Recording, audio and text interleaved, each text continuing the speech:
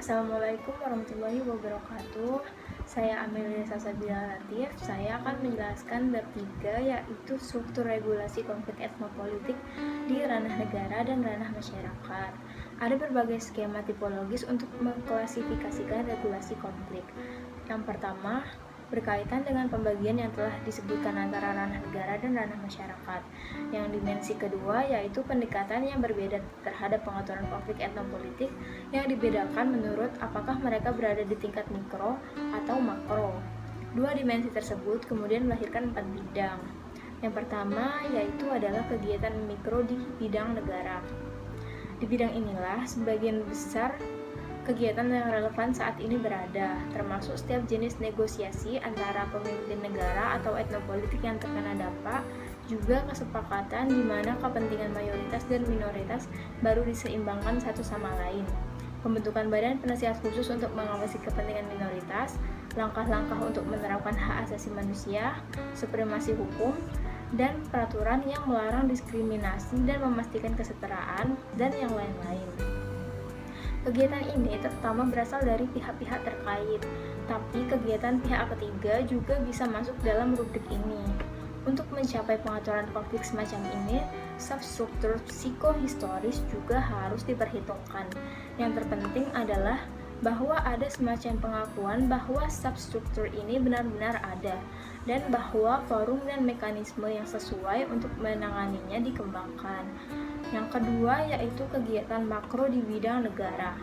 Ukuran politik makro yang paling radikal digunakan untuk mengatur konflik etnososial adalah pemisahan diri oleh kelompok tertentu yang menganggap dirinya dirugikan dalam pengelompokan negara sebelumnya. Namun, hingga saat ini hanya ada sedikit kasus yang terbukti memungkinkan untuk mencapai solusi semacam ini dengan cara yang disepakati bersama dan damai.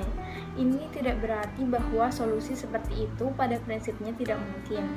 Dalam beberapa kasus, ini mungkin merupakan pilihan yang paling menjanjikan dalam hal perdamaian dan pembangunan yang berkelanjutan.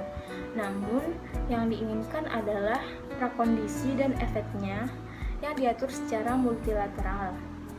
Rekomendasi Horowitz memperjelas bahwa pendekatan makropolitik terhadap regulasi juga harus diperiksa dari sudut pandang apakah mereka berkontribusi pada transformasi konflik jangka panjang yang konstruktif atau apakah mereka mempertahankan bentuk yang awalnya dipilih untuk melakukan konflik. Yang ketiga adalah kegiatan mikro di ranah masyarakat. Di sini dijelaskan bahwa pada dasarnya ada dua argumen untuk melibatkan ranah masyarakat dalam pengaturan konflik etnopolitik. Yang pertama, pengamatan bahwa konflik etnopolitik tidak hanya dilakukan pada tingkat kepemimpinan, tetapi terjalin dengan struktur sosial dalam banyak cara yang beragam dan dengan demikian mempengaruhi jenis yang paling berbeda. Yang kedua, tesis bahwa keberhasilan penanganan konflik semacam itu membutuhkan konsep dan strategi yang tidak dapat dikembangkan atau diterapkan oleh aktor negara sendiri. Terminologi yang umum digunakan untuk menarik perbedaan di sini adalah peacemaking dan peace building. Dalam domain mikro dari ranah masyarakat, banyak inisiatif secara otomatis beroperasi pada tingkat peace building semata-mata berdasarkan fakta bahwa perwakilan mereka tidak memiliki akses langsung ke tingkat kepemimpinan yang relevan. Selanjutnya di bidang terakhir yaitu kegiatan makro di ranah masyarakat. Hingga saat ini, bidang ini memiliki peran yang paling kecil dalam pengaturan konflik karena sebagian besar masih terbatas pada kelompok yang memiliki pengaruh kecil atau kelompok yang sebenarnya terpinggirkan dalam proses konflik. Alasan lain mungkin adalah pandangan yang berlaku bahwa inisiatif perdamaian dari jenis struktural dan kelembagaan adalah melestarikan badan-badan negara atau kelompok kepemimpinan.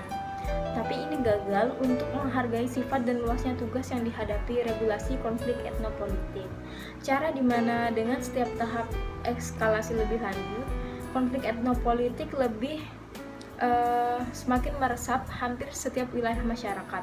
Membuatnya penting bahwa mobilisasi wilayah masyarakat untuk tujuan transformasi konflik damai harus dilakukan di tingkat makro politik juga. Sekian yang dapat saya sampaikan dari bab bab 3 ini. Semoga bermanfaat.